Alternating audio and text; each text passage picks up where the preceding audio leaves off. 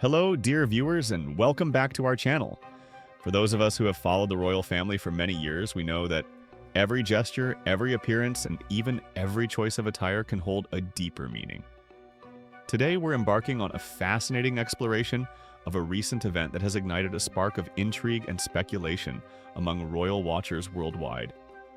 It's a story of subtle messages, potential political undertones, and the enduring power of symbolism in the world of the British monarchy. Before we dive in, I want to extend a heartfelt thank you for your continued support. Your likes, subscriptions, and comments are what make this channel possible.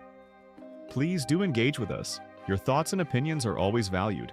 Our story centers on Princess Kate, the Princess of Wales, a figure who embodies grace, duty, and a deep connection with the public. She recently made a triumphant return to the Commonwealth Day service, an event of significant importance in the royal calendar. This appearance was particularly poignant, as she had been unable to attend the previous year's service due to her health concerns. Her presence was a testament to her strength and her unwavering commitment to her royal responsibilities. But it wasn't just her presence that captured the attention of the world, it was her choice of outfit. A stunning, vibrant red dress that immediately sparked a wave of discussion and interpretation. Was it simply a fashionable choice for a spring day? Or could it be something more?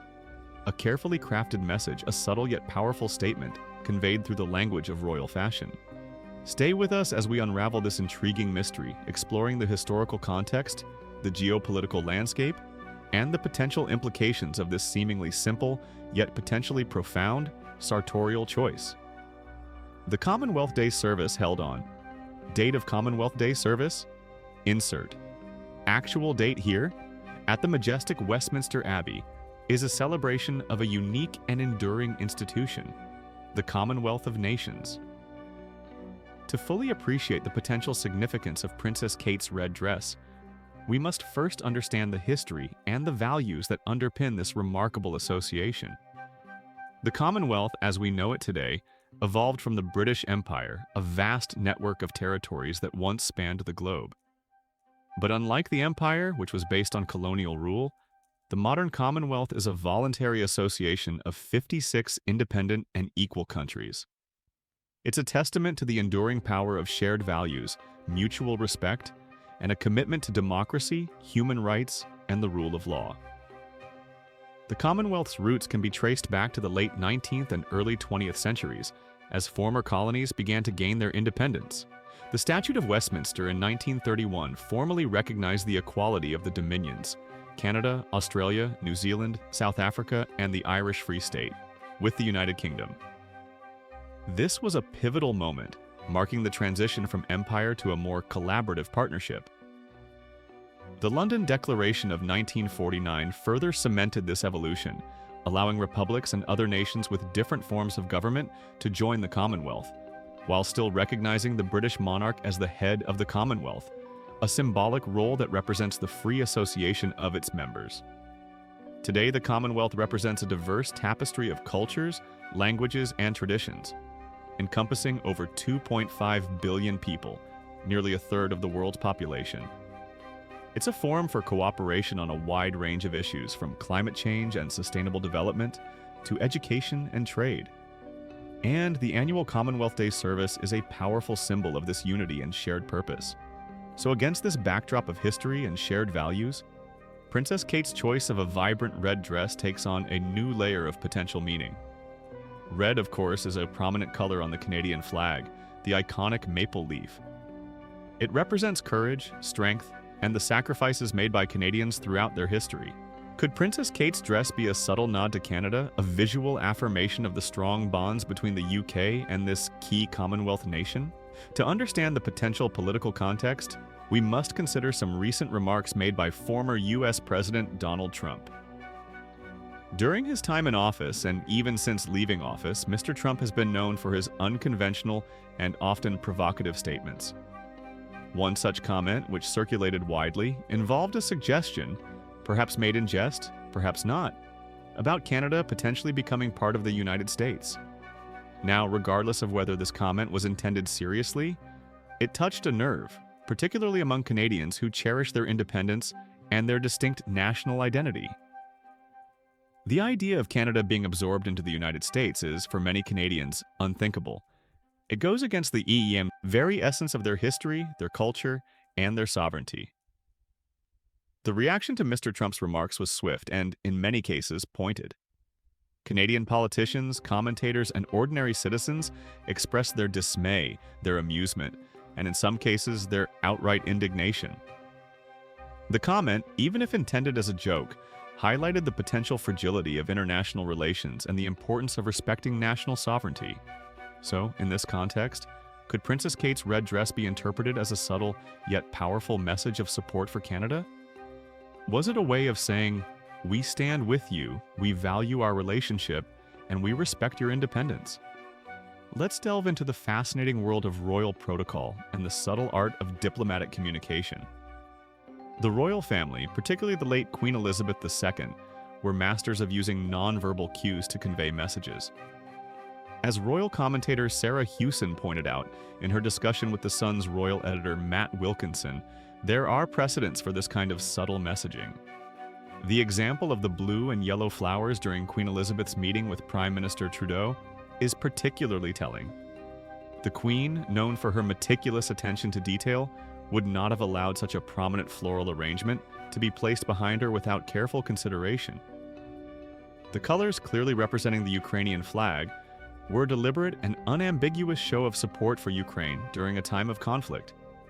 It was a message that resonated around the world, without the Queen having to utter a single word on the subject. Throughout history, royal figures have used clothing and accessories to communicate messages, to express allegiances, and to project power. In the days before mass media and instant communication, clothing was a powerful tool for conveying status, wealth, and political affiliations. Queen Elizabeth I, for example, used elaborate gowns adorned with jewels and symbolic emblems to project an image of power and authority. Her portraits were carefully crafted to convey her status as the Virgin Queen, a ruler who was both powerful and pure. In the 20th and 21st centuries, the royal family has continued to use fashion as a form of diplomacy. The late Queen Elizabeth II was particularly adept at this, often wearing brooches or colors that had significance to the country or the occasion she was attending. A brooch gifted by a visiting dignitary, a dress in the colors of the host nation's flag. These were all subtle yet meaningful gestures. While Matt Wilkinson, the royal editor, believes that Princess Kate is not political and generally avoids direct involvement in such matters, it's important to remember that she is also the future queen. She is being mentored by some of the most experienced figures in the world of royal protocol and diplomacy, including, of course, King Charles himself. And, as the royal photographer pointed out, Princess Kate has a genuine connection with Canada. She has visited the country on multiple occasions, and she has expressed a deep appreciation for its people, its culture, and its natural beauty. These personal connections add another layer of meaning to her choice of attire. During her visits to Canada, Princess Kate has consistently demonstrated a genuine interest in the country and its people. She has engaged with Canadians from all walks of life, from Indigenous communities to young entrepreneurs. She has shown a particular interest in supporting Canadian charities and organizations that focus on mental health, youth development, and environmental conservation. These visits have not just been formal occasions. They have been opportunities for genuine connection and understanding. And they have undoubtedly left a lasting impression on both Princess Kate and the Canadian people. The recent invitations extended by King Charles to Canadian Prime Minister Justin Trudeau and Ukrainian President Volodymyr Zelensky to visit Sandringham House add another dimension to this unfolding narrative.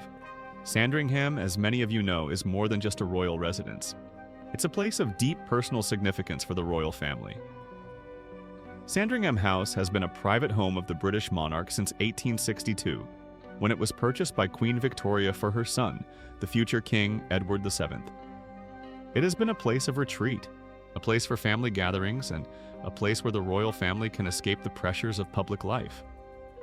The estate, encompassing over 20,000 acres, is also a working farm, a haven for wildlife, and a place of significant historical and architectural interest. It's a place that embodies the royal family's connection to the land, to tradition, and to the British countryside. So, inviting Prime Minister Trudeau and President Zelensky to Sandringham is not just a matter of diplomatic protocol, it's a gesture of personal significance. It's a way of saying, you are welcome in our home, we value our relationship, and we stand with you. In the current geopolitical climate, with ongoing conflicts and tensions, this message is particularly powerful. It's a reaffirmation of the UK's commitment to its allies and its commitment to international stability. Some have interpreted this gesture, particularly in light of the comments made by former President Donald Trump, as a subtle yet firm message, a message that underscores the strength of the UK's alliances and its unwavering commitment to its friends. This is a subtle art, it is unspoken, but it does tell a story. The story of Princess Kate's red dress and the speculation surrounding it is a reminder of the enduring fascination with the royal family. It's a reminder that even in the 21st century, the monarchy continues to play a unique role in the world, a role that transcends politics and encompasses a complex web of tradition, symbolism, and personal connection. It will be interesting to see in the future what the princess wears and how she conducts herself. So, what are your thoughts on this intriguing story? Do you believe Princess Kate's red dress was a deliberate message of support for Canada, a subtle nod to a valued ally? Or was it simply a stylish choice for a significant occasion? And what do you make of the broader context? The invitations to Sandringham, the ongoing geopolitical tensions, and the enduring power of royal symbolism? Please share your thoughts and opinions in the comments below. We always value your insights and your perspectives. Your engagement is what makes this channel a vibrant community of royal watchers. Thank you once again for joining us on this exploration of royal intrigue. If you enjoyed this video, please don't forget to like, subscribe, and share it with your friends and family. Your support is invaluable to us. And be sure to stay tuned for more fascinating stories from the world of the British monarchy. We'll see you in the next video.